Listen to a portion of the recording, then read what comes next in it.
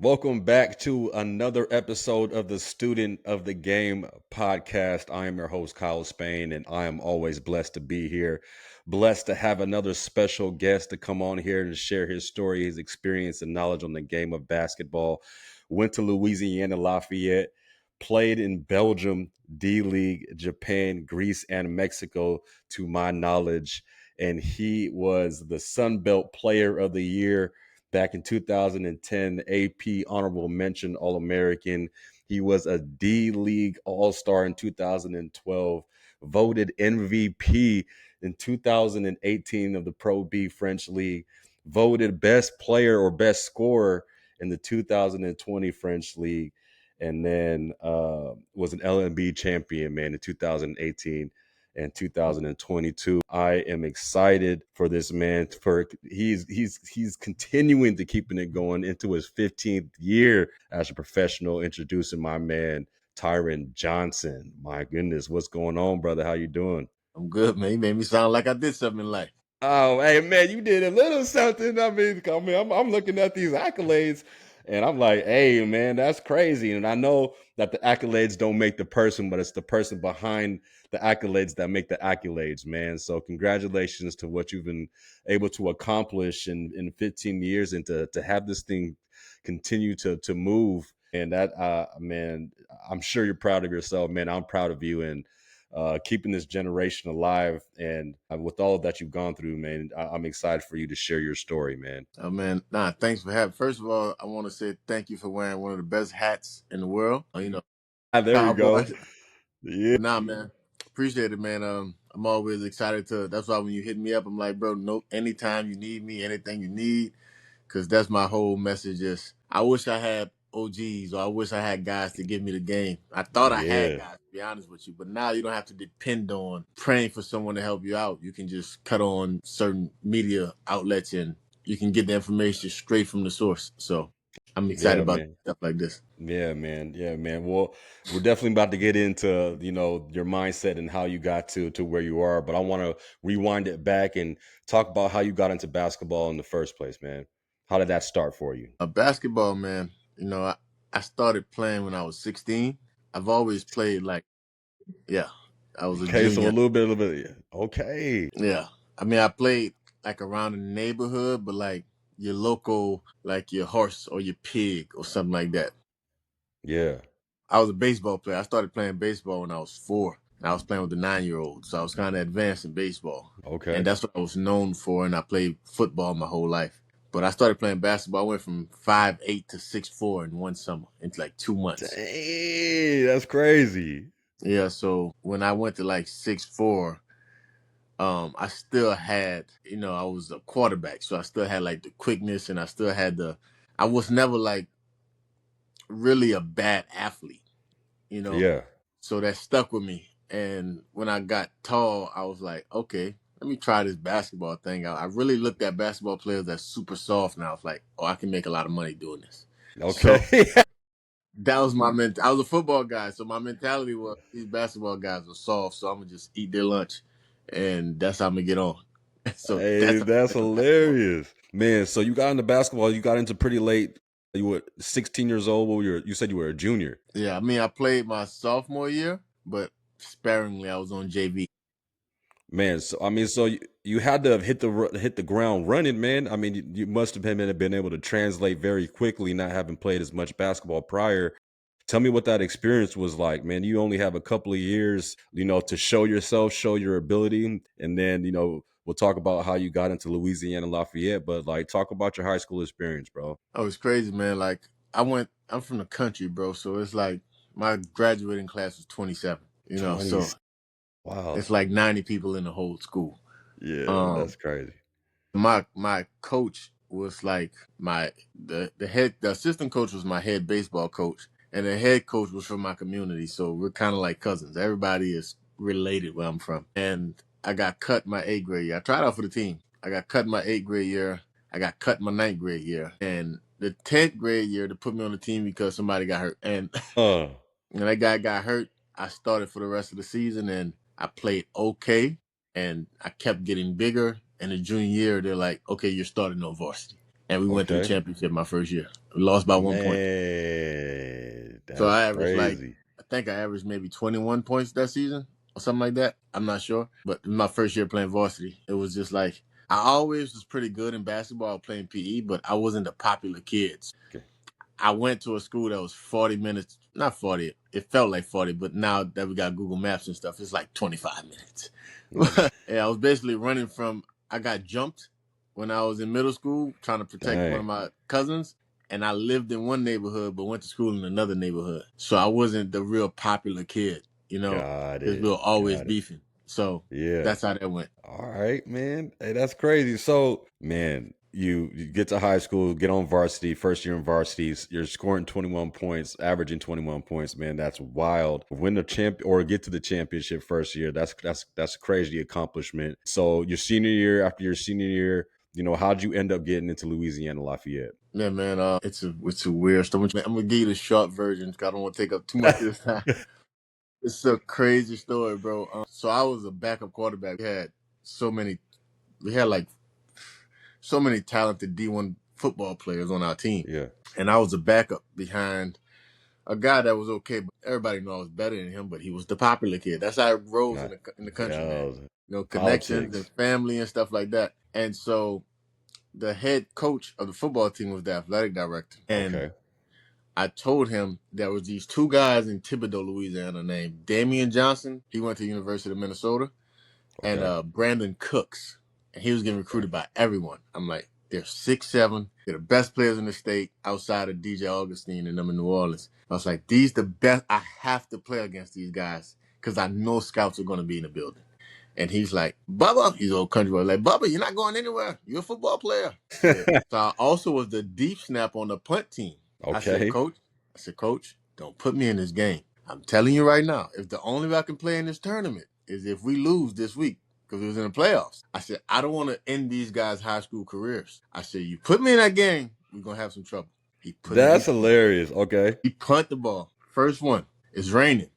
Act like the ball slipped. I shifted bad on purpose. I shifted it back. So they got the ball back. The team scored. Fourth quarter come. I said, dog, I want to keep my integrity. Do not put me in this game. I'm telling you what I'm going to do. I shifted bad. Long story short, we lost the game, but it was because of me, Yeah. 100%. Dudes wanted to kill me. I'm talking about we was beefing for the rest of the year. And I went to that tournament, and literally that tournament changed my life that weekend because I met their AAU coach. There's no AAU where I'm from. You can't get noticed. It's Okay. impossible. There's no newspaper. There's no traction. And so I played with the LT Rockets out of Thibodaux because they were like, yo, we need you on the team. You're one of the best players we've seen. Played with the LT Rockets, and we played my future roommate. I went to West St. John. He went to East St. John, and I had like 30, 10, and 10. And 30, instantly, 10, and 10. the mail started coming in. There was mail at this time. Yeah. And then the next week we played against Tweety Carter. I don't know if you know Tweety Carter. I don't. He played at Baylor, but he scored the most points in high school history. Right? Okay. He was right across the river from me, and I had 25 against him, and that went haywire. And that plus me playing the summer in AAU, we played against some of the best teams, and we played against we played in the Dallas tournament, and I played against some of the top players, and I was averaging like 16, 17 points. So right after that tournament, I got a scholarship the next morning. I had committed to Nicholls State University Okay. because that's like 25 minutes away from them country, but I want to stay close to home. But Yeah. I only committed to Lafayette because of the Cajun Dome, the arena. That's where Okay. you play the state games at. So I didn't know nothing but the school. I was the last freshman to sign out of 9. So I signed on the school where I know I was going to be on the bench. Yeah, that's crazy. All right.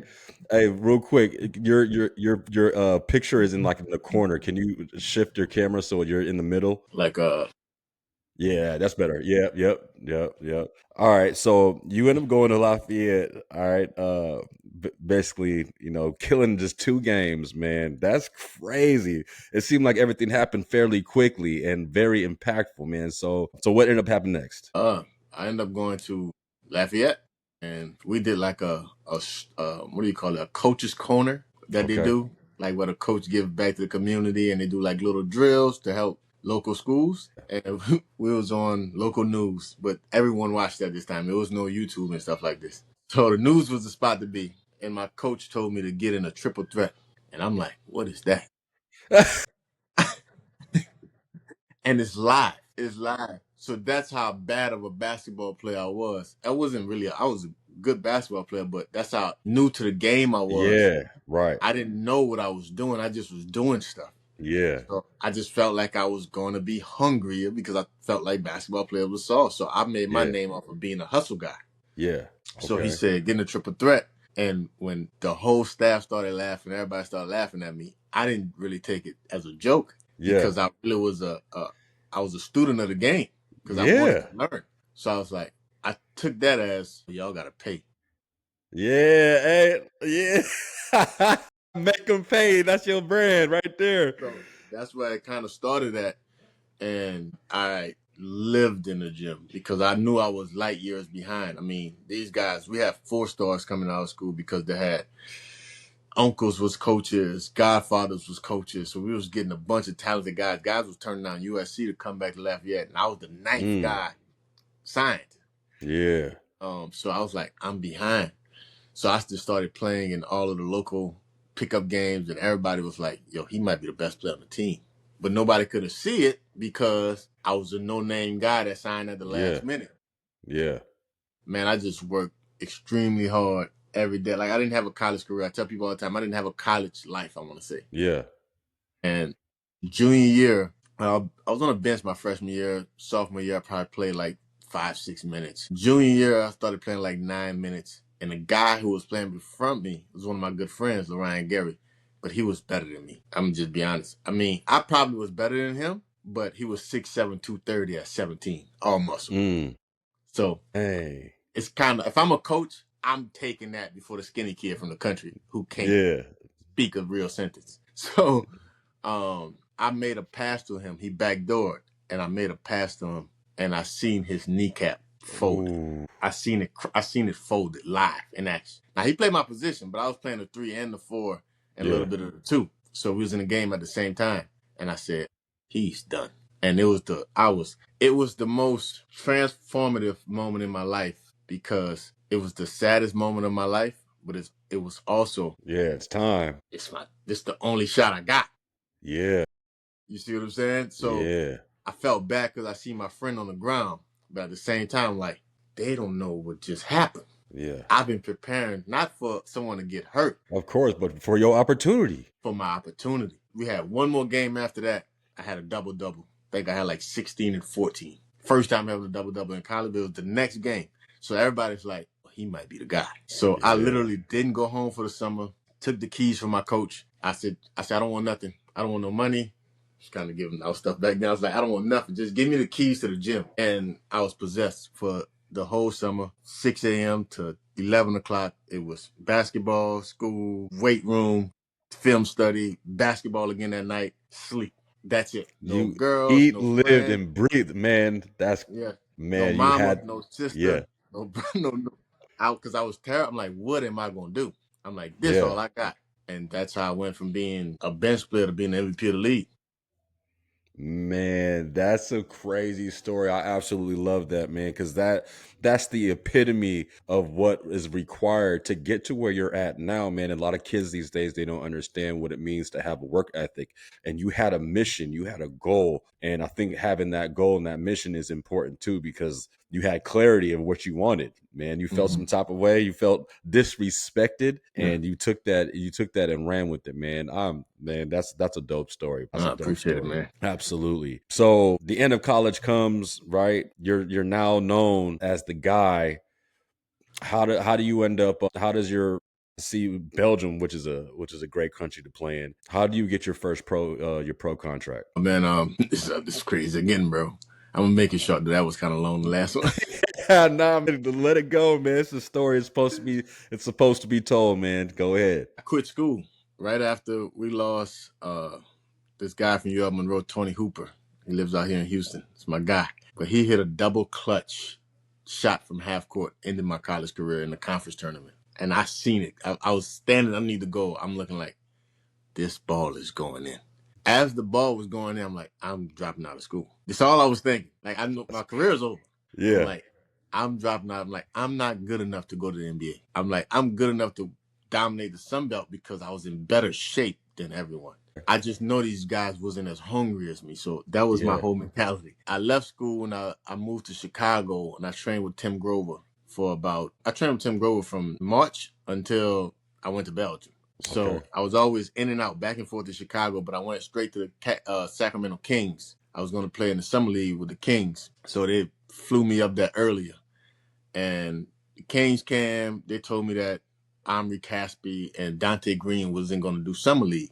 Well, summer league practice. Get there. I've been out there for 2 weeks. Dante Green and Omri Caspi said they want to get extra reps. So I'm Mm. like, yo, I'm out of here. Yeah. I'm not about to go to Vegas and just sit on the bench. So I Yeah. go to Charlotte Bobcats. They end up bringing in PJ Tucker last minute. I'm like, yo, Okay. you guys are killing me. So they played him most of the time. I played one game. I had like 15 points. And I mean, once you get on the circuit, everybody's like, I did the, what do you call it? The 64 thing in Portsmouth? The I'm top not sure. seniors, Okay. PIT. I did that and I did the Reese's All-Star game. And that's how I kind of got like another buzz. The Milwaukee Bucks guaranteed me. It's crazy. They guaranteed me at 50, and the Okay. Knicks told me they were going to take Neil Landry Fields, but I know they was going to lead to all Landry Fields. I averaged like 20 in the Sun Belt. He averaged 20 in the Pac-10. I'm like, they're going to take him, and we Yeah. never really separated each other in the workouts. So that happened, man. I just told my agent. He was like, "Yo, there was a job in Belgium where you can make multiple six figures." I'm like, I'm not going to no Belgium. I'm like, this Afghanistan. I'm not. It's terrorists out there. I'm like, they play basketball in Belgium? Like, Right. I'm not going to no Belgium, bro. I'm like, if I'm going to go, I need 2 million minimum. I'm thinking Oh. that's what you get overseas. I don't know. Yeah. I've never heard about overseas basketball. I was a football. I would do all of this film study, but I still would watch more football and baseball than anything. Okay. Basketball is boring to me unless I was Yeah. playing. Yeah. So I'm like, I'm not going to Belgium. So my mentor at the time was like, you're going to go to the G League and make 35K. Right. I'm like, hell no. So that's how I ended up in Belgium. Like they had to push me on the plane, bro. Like they had to like force me on the plane because Okay. I was really against it. I got to Belgium and I was like, it's crazy. I was making good money, but I was acting like I was broke. I was like, yo, I can't afford it. I only make this amount of months. I can't Yeah. afford it. I need food. I can't afford it. They were like, Yeah. you one of the highest paid players on the team. I didn't know, man. I was just ignorant to basketball in totality. Yeah, bro, that's crazy. Well, considering that was where your mindset, they had to push you on a plane going over to Belgium. What was that experience like being in a complete different country? Considering that you were an American. Man, it was the easiest transition because I had an American coach. I Mm, had American, I had American coach, and he's still my guy till this day. We still keep in contact. So that shows you what type of relationship we had. yeah, Plus, I had great vets, great vet. You know Chris Copeland. the name sounds familiar. I'm terrible with names, though. Okay, Chris Copeland he was the best player in Germany. Excuse me. Then he came to Belgium, and he was the best player there. Then he played like 6 years in the league. But he was there. We had a bunch of vets around me that we was like a family. Yeah, So at this time, we didn't really use our phone as much, so we relied on each other a little bit more. And yeah, man, it was easy. I mean, the food was kind of weird for me at the beginning, but I got over that. And man, we had a time. That probably was my favorite year overseas, my first year. yeah. So I And didn't have a tough transition. what year was that? 2000 and 2010. 2010. Okay, The because I went toughest to transition for me was, I'm sorry, go ahead. wait, no, go ahead. The tougher transition. Go ahead. Playing style. Yeah, So when I got there, I'm like, Chris Copeland just was the MVP in Germany, leading scorer 2 years in a row. For me, I'm like, bro, I don't care where he scored at. I'm Tyron Johnson. I'm yeah, I'm the import. yeah. So my coach was like, I'm like, yo, if he's Belgian, I have a mismatch. I don't care who he is. There's no Right. Belgian in the world can stop me. I'm like, if he was a white boy, I'm like, yo, he can't stop me. I need the ball every time. I don't know who this Yeah. coach guy is, but I need the ball. And my coach, he had a meeting with me. He was like, yo, do you think you're like the LeBron James of this league? I was like, yes. I love the confidence. It was ignorance, but it wasn't even confidence. I Hey, but truly felt like, I'm like, yo, I'm the guy here. What are you guys talking about? You know, so I didn't even know guys were making triple what I was making at this time. Pope was making double what I was making. Huh. So that was the hardest transition for me. I could not understand, like, why am I not getting the ball every possession? Yeah. I thought, like, you guys are playing for me. Like, what are you guys doing? Like, let me see that. That's hilarious. All And right. he literally hit me with, like, you know how old Kevin Durant is? I was like, 22. He was like, how old are you? 22. He was like, big difference. I was like, I get it. Hey So man, that was, you rather have the confidence and not have the confidence. That's the kind of mindset that you need to go out and deliver, man. So I love that. Go ahead. no, yeah, that was just a tough part for me because if I didn't have them, other coaches probably would have took that as arrogant or something like that. But my coach really understood my personality, and Yeah. he really sat down and took the time to talk with me to understand. I'm also a big time jokester, you know, Yeah. so I really, really thought I was LeBron at this time. That's funny, man. I love that, man. So you said that was 2010, 2011 year? You know it's funny, man. Like everywhere I went, I felt like you were either there before me or after me. It was crazy because I went to Belgium the year before that, and I played for the Leuven Bears. And I remember, being in Toulon. You were there at HTV the year prior, and I've always heard of your name, but we never ever ended up crossing paths, which was the craziest thing. And now we're here having this conversation, man, which is wild. But I want to go back, man, and you kind of answered one of the questions as far as the hardest things that you had to overcome or that transition. What was the hardest things that you had to deal with in your professional career? Hardest thing I had to deal with in my professional career, man.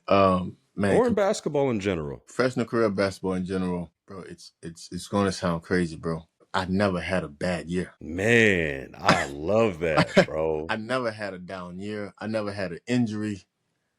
Every team I played for, I can go back and it's all love. The Yeah, only thing is it's just communication sometimes. yeah, A lot of people over there speak English, but they don't understand context. So a lot of time they'll be lost in the sauce. We'll be arguing for an hour, and hour into it, like, that's what you mean. You know, for me, that was about it, bro. Bro, I didn't since I've picked up a basketball, Kyle, I've never had an issue. Even when I was on a bench, that wasn't people was like, you're a bench. For me, I practiced, I trained, and in my brain, I did scouting reports like I was a starter. yeah, Like I just never knew. Every time I played, I went to the championship my first time. Second year, I dominated the whole state. I was on the bench in freshman, bench in sophomore year, bench in junior year. Senior year, dominated. I've never like when I played and my teammate was doing this to me. You know Kenny Hasbrook? You say you're not good with names. nah, I But know. yeah, Kenny was with me in Mexico this year. He went over like my pro baller, I guess, resume. He's like, Yeah, bro, in 16 years, you've been in like 12 championships. yeah, bro. 12, 13 championships. Like most of my career, I'm always in the finals or semifinals or something like that. I never missed the playoffs, I don't think. So I've never had a bad year. That's that is an incredible career, man. So I'm just gonna go with the next question. It leads into my next question. What would you say is a contributing factor, to your success? Obviously a lot of it has to talk about mindset.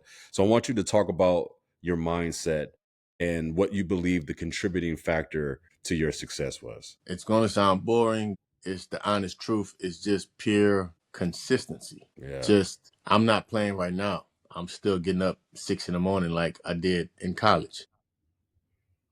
Yeah. It took a lot of sacrifice, man. Like me and my mom had a conversation last night. I had just signed to go play in Indonesia. I was supposed to leave next week, and Okay. I had to call the team back and was like, man, I know we signed a contract, but can we like, please, if I got to pay you guys something, I understand, it's all good. But I seen the hurt on my mama when I told her that I got to go to Yeah. Indonesia. Yeah. So, Europe is right across. It's 7, 9 hours. I'm from Paris. I'm back in Houston. But Yeah. Indonesia, that's a day. Yeah. So just sacrifice, man. My mom's getting old. That hurts, but I Yeah. gotta. My aunties, my nieces, my sisters, my brother, like life is moving on with me, and I was like, I gotta give all this up. because I still have that itch like I did when I was a Yeah. child, and so it's not much fun because I also run 2 or 3 businesses. Yeah. So I I want to talk don't about that too. I haven't really truly have had a life since I was 22. Now, that's extreme. I would not suggest that for anybody because my life is very monotonous. Every hour, minute is documented and scheduled. So, but with that, mobility is constantly doing mobility work, eating a fairly healthy diet. I call it fairly healthy because I just focus on eating real foods Yeah. instead of diets. Yeah. No stress. I don't stress as much as people. It may look like I'm stressing, but I don't stress at all. So Oh, your camera got knocked. Oh, there you go. All right. sorry. But sleeping is constantly getting 7 8 hours of sleep. Like it's like a protein shake for me. Yeah. It's it's mandatory. So just the consistency and the discipline of constantly showing up, knowing that you're gonna be undervalued. There's guys in the NBA that makes hundreds of millions of dollars that ask me for advice because we're playing one on one and I'm torching them. Yeah. And it's like I can like that can affect the person, but for me it made me realize it's not about talent. It's a little bit of luck, right situation, right person, right tournament that you know what I'm saying. So Yeah. just constantly having that confidence and just consistently working out. Like, bro, I work out every day, 6 days a week for the last 20 years, probably. Dang, bro, you are a machine. You are a machine, bro. To see you out there 15, 16 years playing professionally and still moving at the way that you're moving. I mean, you have to be doing something right, man. And you just kind of just revealed it all. I want to go back to the stress though. What was your mindset on that? Like just not allowing things to stress you out like it would for other people, other basketball players as well. Not letting that to impact or distract you from the goal. What was your Well, mindset with that? it's it's a cheat code, man. I talk about this in my mentorship class. It was like, so I dedicate 5 hours to basketball every day till this day. 5 hours per day I dedicate to basketball. An hour is with weight, strength and conditioning. Sometimes that's yoga, sometimes that's just straight mobility, sometimes that's explosiveness, plyometrics, whatever the case may be. Another hour, 15 minutes max. Max. I don't go too much longer than that, but on the court skill work. Yeah. Then I do like maybe another 30 to 45 minutes of cool down and well, 30, 45 minutes. It'll be like 20 minutes of cool down and 20 minutes of warm up. So people don't like to do that part. Yeah.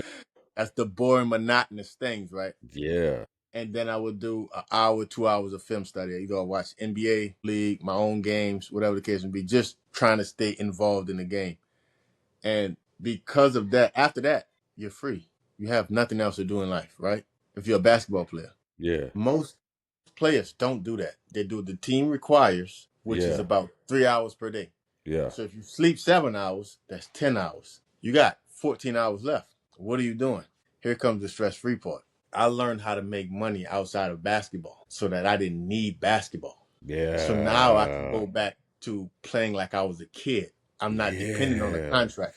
I'm not dependent on taking care of my family because I actually would make more money if I stopped playing basketball. You Man, see? that is power right there. And I wish that I would have done that while I was playing because a lot of players have a lot of pressure on them for playing to play well because of the money aspect. Mm-hmm. So you eliminated that by building a business so where you can just go out there and play for free. Play freely Yeah. rather. Yeah. That's Had, that's yeah, go ahead. I'm listening. amazing. Yeah. That is incredible, bro. Like you are a representation of a student of the game, Oh, man. yeah. That is live, man. So I wanted to talk to you about that because I remember seeing you posted some things on your podcast about building a business and not being dependent on basketball to generate income. So what year did that start for you, and what was your mindset into getting into that business? Because this is a part of this podcast and this process of student of the game that I'm building is to provide knowledge on and to share knowledge with players so they can take the same path that you did start building a business, start thinking of things outside of basketball. So when the ball stops, you have something to transition into. How did you develop that mindset? When did you start your first business? And what business is that? It's another crazy story, bro. Yeah, let it go. Let it.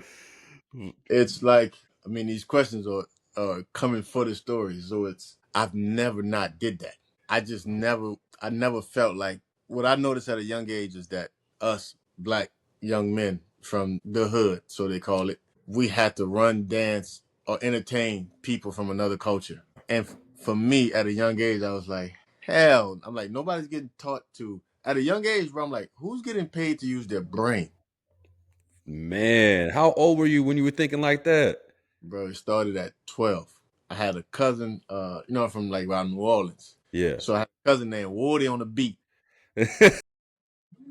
And he was like, you got Dr. Dre, but Woody on the beat was like my Timberland. Okay. So we only listen to like Boosie, and we only listen to Louisiana artists from Louisiana. So they started making beats in a trailer, and this trailer was like knocking. I'm like, yo, what is that sound? So I started just hanging around Woody all the time, and I learned how to make beats. Yeah. So I started selling beats at about 13. Hey, okay. So on top of selling beats, we had do you remember LimeWire? Yeah. So the money I would get from the beats, I would take it and I would go to Walmart and I would buy the 150 CDs. Yeah. Nobody in the hood had dial-up internet. I was the only person on the internet. So I would get all the mixtapes and I would burn the CDs and I'll sell them at store price, $10. My catch was convenience. You don't gotta go to the store and get it. It's right here. Yeah. So I was selling out, bro. It was mixtapes. It was, bro, I'm gonna be honest with you, bro. It was porn. It was so much things that people in the neighborhood needed Yeah. that I had it. It was like Yeah. dope. So Yeah, bro, that's crazy. So you was hustling at 13. yeah, so it was like I started doing like graphic design covers like for the rappers and stuff. So it was a bunch of stuff, man. It was like at one point my family looked at me like a shoebox and seen a knot and they thought I was a dope boy. Yeah. But I'm like, no, this is how I'm making the money, and it was surprised. And so ever since then, bro, in college, I was making beats exclusively for a rapper. Um, and I've always been making money. I've never had a struggle day in my life, or as like financially. Yeah. So I always say, I'll be telling my mom, I was like, we're pretty privileged. I got my first car at 15, bro. That's righteous, bro. That So is righteous. it's just always been normal for me to make money without putting my body on the line. Yeah, bro. You used your mind, man. That's incredible. That's the highest form of value is communication, using Yeah. your mind and not trading labor, for money, bro. Like that's incredible, bro, to have that mindset at 12 years old and to have you carry that in, to your college and professional career. You were just always at it, man. It's like you had the answers, you had the formula, man, the formula that people need. So while you were playing professionally, is that all? Like you said, you started two businesses. What businesses are those? The first one was a media company called Truth. Okay. And then I had Tyron Johnson, the brand. I just put it all as a personal brand type of business, Yeah. right? I didn't realize that me personally was the brand. Because Yeah. I would do like rappers. So I had this one package for a rapper. Like I make the beats for the album, I do the cover design, I create a website for him, I create a logo for him, and I shoot the music videos for him, 3 music videos, and I do photo shoots. So that was like my golden package. And my mentor, he's worth like 100 million. He's like my dad. He was like, why do you keep calling it a bit? Like he's like, you're doing everything. Right. He was like, you're the photographer, you're the producer, you're the goddamn designer. He said, it's you. Yeah. Stop calling it Make 'em Pay or Truth. He said, it's you. Yeah. So that's what I started doing most of the time. I did that. Plus, with the media company, it was more like graphics, logos, websites, print things. We started making T-shirts for people. We had like a merch line at a time, and just dibbling and dabbling and seeing what I like and what I didn't like, because I was trying to Yeah. figure out. I had no OGs, and my mentor, he makes so much money. He can't relate to this. Yeah. And he barely know how to use his phone to this day. He's an old school oil and gas guy in the South Louisiana. Okay. So Digital things with him is like, yo, they're spying on us. Yeah. You know? So he didn't understand.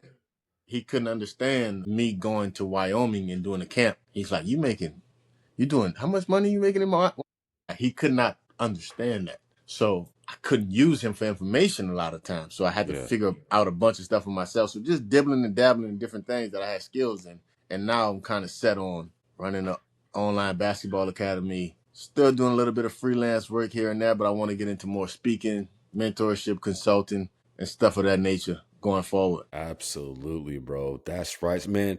A lot of people, have fear. I dealt with a lot of imposter syndrome, but we're all born with certain amount of skills. It seemed like you never experienced any doubt in what you were doing. Tell me about that. Did you ever doubt yourself, or did you ever have anything that held you back? Because it seemed like you just went after it. Bro, I'm doubting myself right now as we speak. I'm literally in this room. I said I'm doing like a 24-hour, 48-hour just come to Jesus moment or whatever you want to call it, just thinking Yeah, because I'm doubting everything. Because I'm like, "Bro, I don't know how much longer I want to do this. Body feels good, but I hate the business. Always yeah, hated the business of basketball. yeah, With business, I've failed so much in business because I've invested so much and trusted so many people and got robbed so many times. yeah. Bro, I'll be transparent. I never really made under 100K a year playing basketball. I met my wife in 2017. I had $25 to my name. And Oh, you're not going to find no designer. You're not going to find, I did buy a Benz truck. You're not going to find things where I splurge on. It was just family, investing in my dreams. I paid a yeah, lot of money to mentors, like guys online who sped up the process. Some of the best money I spent was paying mentors online because they already had the information. yeah. But I doubted my basketball skills everywhere I went because they always said, Jordan was a Bugatti. Kobe was like a Honda that turned himself into a Bugatti. Got it. And I always see myself at that. Kyle, if I don't work out for a week, I'm a bad basketball player. Yeah. Like naturally, the game doesn't come to me. Still to this day, naturally, I don't have like basketball instincts. It's all baseball like related. It's all just me hungrier, and I know I'm in better shape than you. That's just my Yeah, mentality. yeah. So the doubt is always there because I never That's felt like I was a crazy. basketball guy. I always felt like I was like, you don't belong here, bro. Like you just sneaking in here. So I doubt myself, bro, to this day. I still doubt myself all the time. But the fear of me failing overcomes Overtron. that doubt. Yeah. Cause I'm like, before I get murdered, something gonna be broken on your body. You're not gonna give me 30 and you walking out here. We not friends. I don't want to kick it. Like, like that was my always my edge is just outworking the next person because I was so fearful of how bad of a player I was. That made Man, me the player I am because of exactly. That's crazy. That's crazy. So you use feel to fuel. Use fear to fuel yourself, man. That's incredible story, bro. Incredible story. oh, I don't want to cut you off, but Nah, go ahead. the tagline for Make 'em Pay is I wish I had a shirt. I got it on a shirt, but it's Make 'em Pay, using doubt to feel success. Using doubt to fuel success. I love that. Man, I heard you had that was a part of your brand. And every time I'm training some kids and a defender leaves them open, I'm like, make them pay. Let it go. And I always think of you. I always think of you when I say that. Like, because I'm like, Yeah. man, that's a good line because you gotta make them pay. You Yeah. gotta make them pay. I love that, man. All right, so I got a few more questions, man. So talk about the importance of, building a business while you're hooping. Like you were able to do that. Talk about the importance of that. And then, what advice can you give hoopers now, to start them, just to get them started with, whatever business that they're trying to get into, or leveraging their skills to start a business. So this is like my my ultimate 10-year plan. I think I'm gonna do this for 10 years and then I'm gonna go to coaching when I'm like 50. My plan is to help athletes, not only basketball players, but athletes to make money off the court so that they can go back to playing sports like we did when we was kids. So if you're Yes. being mistreated, you know how coaches in Europe is. So I'm gonna get to it. I'm gonna just say this quickly. I'm being Carmelo right now in France. It's Okay. like, Carmelo, you couldn't have him on the bench because he was too big. Yeah. The Cam Newton effect. The personality is too big. In France, I'm an active player with a court name after me. That don't happen, especially for an Yeah. American. You got a court name named after this? That's wow. That's Crazy. live. So it's crazy. So who's going to sign me? Because they feel like I'm 36. You can only play 20 minutes. The last time I played in France, the coach was like, you play 20 minutes. I end up playing 32 minutes a game. So they don't feel like they can coach me because they can't talk to me a certain type of way because I'm like, bro, I don't need this. Right. So like, you talk to me like I'm a human, Yeah. I don't got no problem with you being aggressive and speaking, to get your point across. That's cool. You line of the fire, whatever the case may be. But just having your dignity to be able to walk away is why you need to develop a business. That's Yeah. one. Secondly, you'll never be as hot as you are right now. This is the most attention you'll get for free. This is the most attention you get. The most interested people will be up in you right now while you're actively playing. If you go back to that same city you're playing in 10 years from now, people are not going to look at you the same. Yeah. That's just bottom line. Third, it's because you don't have to risk anything. Yeah. You got your career. This is one time. So if you don't have basketball and you want to start a business, well, you got to put food in your mouth or your family or your kids, whoever you're taking care of. You got to pay the rent. Rent's paid for. Car is paid for. Taxes is paid. All you have is time. Yeah. And guess how much it costs to start a business today? Outside of the LLC and maybe a logo trademark if you want to do that. Outside of those things, guess how much it costs? $0. Now, if you want to be fancy, you can spend $1,000 and still have something really nice, right? But it costs nothing. What are you interested in? I always tell people, look at your YouTube, or and look at your algorithm on Instagram or something like that. Yeah. That'll show you your interest. Right now, the Yeah. algorithm is doing it's interest focused. It used to be niche focused. Now it's interest focused. Yeah. So if you love chess, you're gonna just start seeing random chess people popping up on your algorithm, right? Yeah. So I'm like, that way you can find out who you are as a person. Your history will tell you who you are as a person. If you can develop a skill in that area, you can make yourself invincible. It's not that hard. I've been making beats since I was 12. I go to YouTube, it's 90 beat makers videos. So what I'm saying is, it's like, it's almost imperative because it's the quickest way to go from finance to financial freedom whenever you retire from basketball. Yeah. And right now is the time because you work 3 hours a day, maximum. Yes. And even if you're making 30K a year, if you sign for 3,000, if you're making 40K a year, whatever, this doesn't matter. You still got 21 hours to create your life after basketball. Yeah. That's 21 hours. Think about yeah. that. You got unlimited time. I seen you have my boy Noe on here with Ewell Play Yeah. Better. Me and Noe was in a car for hours and hours. We worked on that logo for years because we have time. If he wasn't playing basketball, rushed the process, he probably would have thought of some get rich quick scheme. Yeah. Noe is very about natural ingredients. Nah, just Yeah. get the powder out so we can start collecting in the profits. Nah, he had time to think about his audience. He had the time to think about his consumer, and he did it ethically. Is that a word? Yes. Yeah, Right? definitely. I mean, I know what you're trying to say. I mean, he was well thought out. Mm-hmm. He was very strategic about it, man. So it wasn't rushed. It was calculated. It was, meditated on. Yeah, no, man, that's exactly what I want the audience to hear, man, because I didn't do that, right? Mm-hmm. All the times, I spent a lot of time complaining subconsciously about the situation that I was in, the circumstances that I was in. All the time that I had on my end, I could have utilized that to build a business. And now that I look back in hindsight, I'm like, man, the time that I don't have now, right? Because I don't have time as much time as I did when I was playing. And that is so imperative for athletes to know that this is an opportunity to springboard them forward like you did for yourself, bro. Super proud of you, super happy for you and your family that you had the right mindset, the right mentality to do what you did. And now you're going to be in a position to share that knowledge with everybody else, man. So I'm extremely happy for you and what you've got going on, man, because that's exactly what I'm trying to teach basketball players, trying to help basketball players as well, is financial literacy. What are you going to be doing? Like, think about what you're doing on the court as of right now, so you can figure out what you're going to be doing off the court, because the ball is going to stop bouncing one day. I had this delusional thought of like, nah, I'm gonna rock it till the wheels fall off, but like, I'm gonna keep going until until I wanted to, until I want to stop.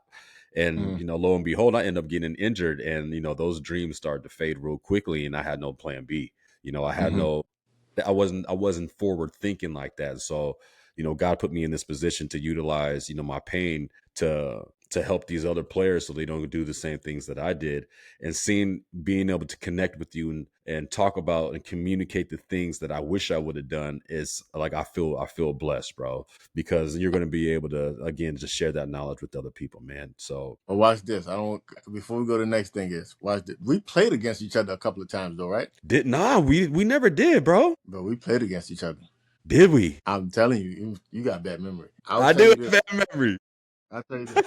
For your audience, every basketball player should have a basketball camp, wherever they're from, whether it's free or paid.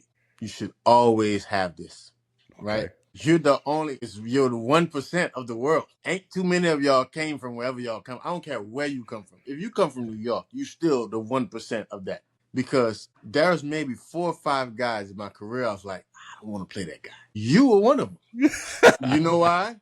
Because you played the 3 when we were young, Yeah. and they moved you to the 4. Yeah. And I was like, he's the one player that does exactly what I do. You could have create mismatches, you could have shoot it, you could have was versatile. I was like, I used to really be successful because guys were a handicap somewhere.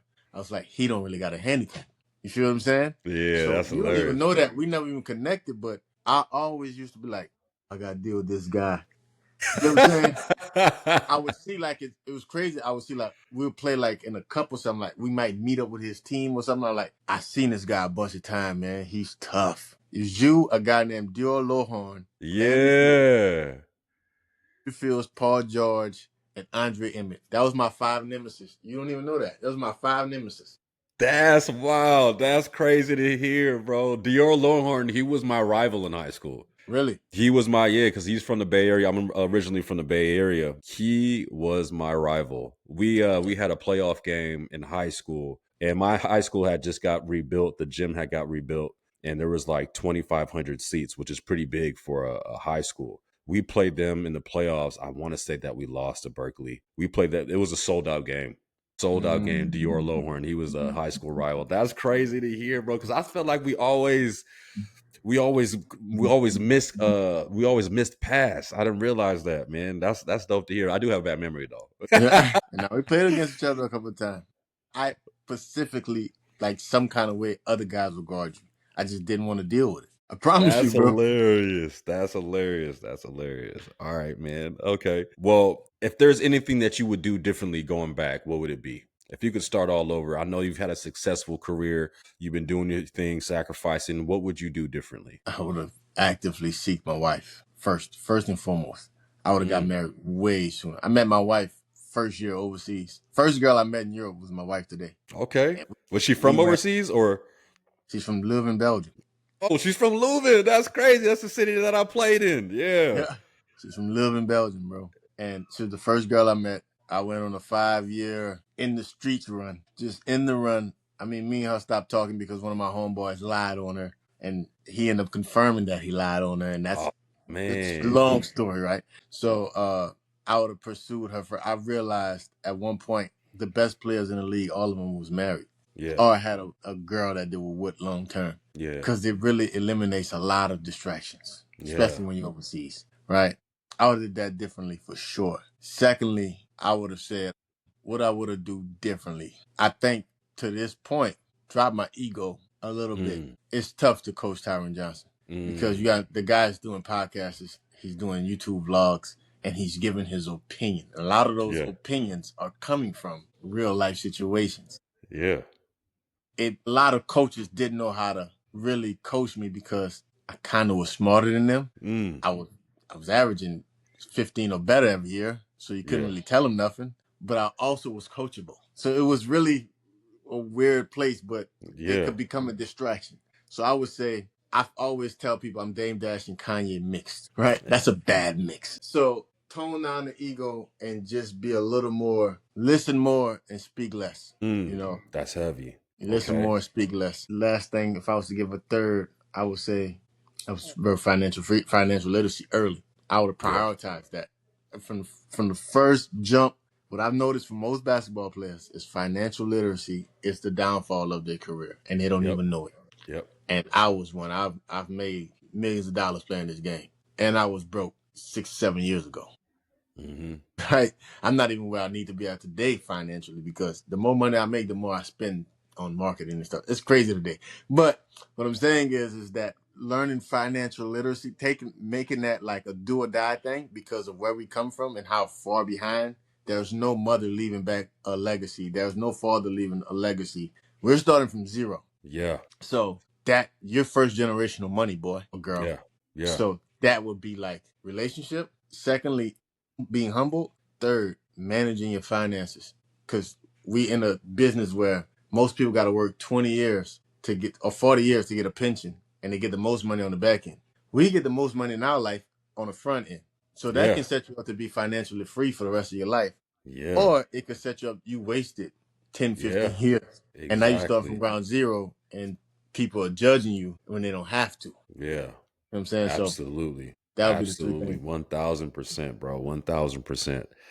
1000%. Another reason why, I started this podcast, becoming a student of the game on and off the court, becoming a student of life. Mm-hmm. Again, utilizing basketball to springboard your success into other avenues, other pathways as you have, bro. Man, dope, dope. All right. So what is your top pieces of advice that you would give for the generation coming up so they can be the best basketball player they can be on and off the court? What advice would you have for them so they can be successful on and off the court? On the court, I would say pay attention to the game. Constantly work on yourself and constantly maximize as many skills as you can.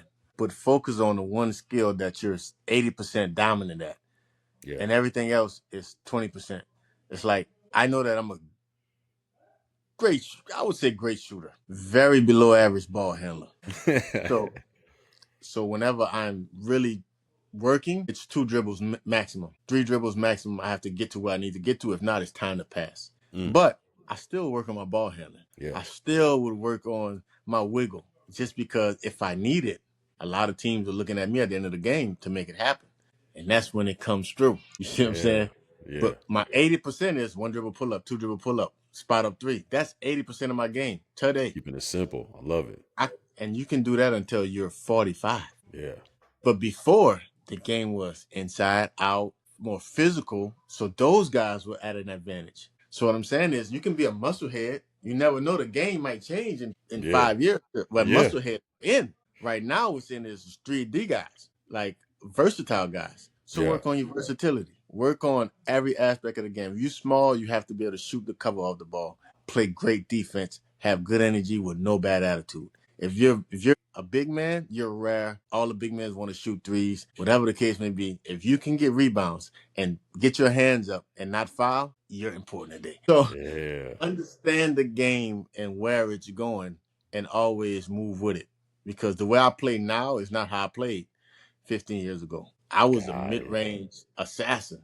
My coach is like, what are you doing? Like, go here with 7 seconds left. Like, that's a bad shot. I'm like, you signed me because of the shot. He was like, yeah, Right. because I thought you could adjust. I'm like, it is a dumb shot to shoot a mid-range with 20 seconds left. Like, you could have got all the way to the rim or passed it to somebody else who possibly could have got to the rim. Or we could have got a wide open three. I was like, you make sense.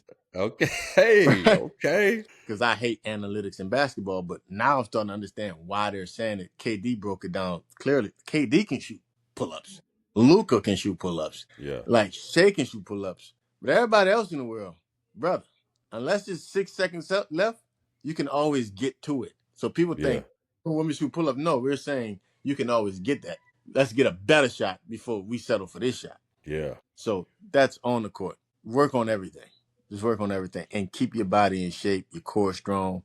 Make sure you do mobility. I don't do no recovery things. I don't use Normatec. I don't ice. I don't do none of that. I've never done none of Okay. that. I mean, I Dang. All use right. those things, I Yeah. used them before. I'm not against them, but I'm saying you don't need them. I don't foam roll. I don't use. I don't buy the gun. I don't use none of them things. I sleep. I He sleep said he and I eat. sleeps. I sleep, I eat, and I have a positive mindset. Like I'm in shape. I'm good. But before practice, I warm up. After practice, I cool down consistently, right? So that's on the court. Off the court, like I said, man, manage your money, manage your relationships. You hang around a bunch of bums, you're going to be another one. Try to Yep. find gyms where you're not the best player and find gyms where you are the best player. Like get a balance of both. Go Man, I and get, love that. go get killed and do the killing. That's how you Yeah. build your confidence. When you're getting killed, you building the skill because if you're competitive, you're gonna get better. Yeah. Now go get confident by using those skills that you develop and kill somebody else. Man, I've never heard that, and I absolutely love that. Yeah. I So use absolutely both. love that. Um, and this is a tough one. This is a tough one. You got to ignore the people's closest to you. Your mama, your girlfriends, they all got it because they love you, so they want the best for you. But Yeah. they don't understand that for you to be the person you want to be on or off the court, you have to be a little delusional. You I have to. love that, man. Yeah, they're not supposed to see it. If they can see it, it's a real safe dream. But Mm. the value of a dream that's make a payable is that you can't. How in the hell is this going to happen? Yeah. And that's where I'm at right now. A lot of people are like, so what's next? I'm like, you're going to see. I'm not going to say nothing until you see it, though. Yeah. Right? Because right now I'm building it, and I don't see it. Here comes the doubt. Right? I don't even see it, but got systems in place. So many people work on business, and they're busy. They're not really working on the business. So a lot of people Yeah. are like, yo, I own a business. I'm a boss. No, you're a self-employed guy. I'm a self-employed worker. Right? So I'm not a business because a business is when you hire people. Yeah. That's when you're a boss. When you hire people and you delegate the work. Right now, I want to learn every part of what I'm doing so I don't get robbed. So I'm Yeah. purposely doing this. I'm in the field. So you can't listen to your friends because all my friends are telling me right now, like, you're stupid. You're wasting money. This is a waste of time. I was like, they told me that in high school, college, as a pro. I've heard this story before. You guys are still where you are, and I'm where I'm at. I like my chances because I'm good with it not working because I don't have a problem with going to McDonald's. I Yeah. don't have a problem. I don't have a problem. My dreams came through at 22. Yeah. For most guys, their dream was the NBA. For me, my dream was to make money playing basketball. Yeah. I'm like, if I can make $1 million from basketball, I made it. It's nothing. No, the average American don't have $5,000 in their bank account. It's nothing you guys can tell me about life, Yeah, bro. and that hurts a lot of players because they feel what do you call it? They feel less than sometimes because NBA guys give you a false sense of reality, Yeah. and you try to pop the bottles, you try to mess with the girls that they're messing with, you trying to the private jets in first class in Miami for the weekend with the boy.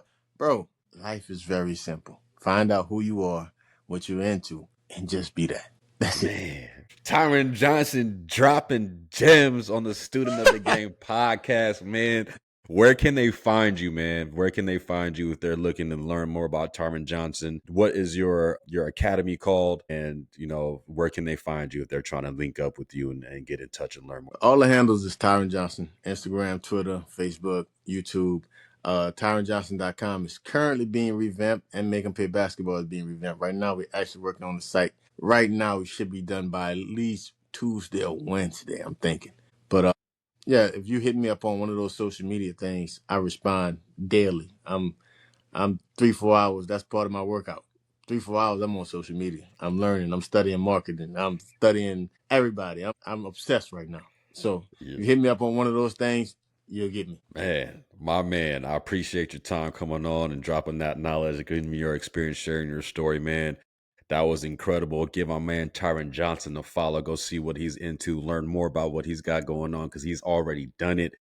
He has paved a way for himself and all the athletes that are coming up behind him that are still hooping out there as well. What he's done is what every athlete should be doing, finding out what they love, learning financial literacy, and maximizing their opportunities while playing this game, bro. I appreciate you coming on and sharing your story, bro. I appreciate you, man. Like I said, he was one of my nemesis. I'm like, one of these guys I don't want to deal with. Seeing you not in attack mode and seeing you with a cowboy hat on your head. It was a pleasure, brother. Yeah, yeah. All right, brother. All right. Stay tuned, people. There you go. It's done. Yeah.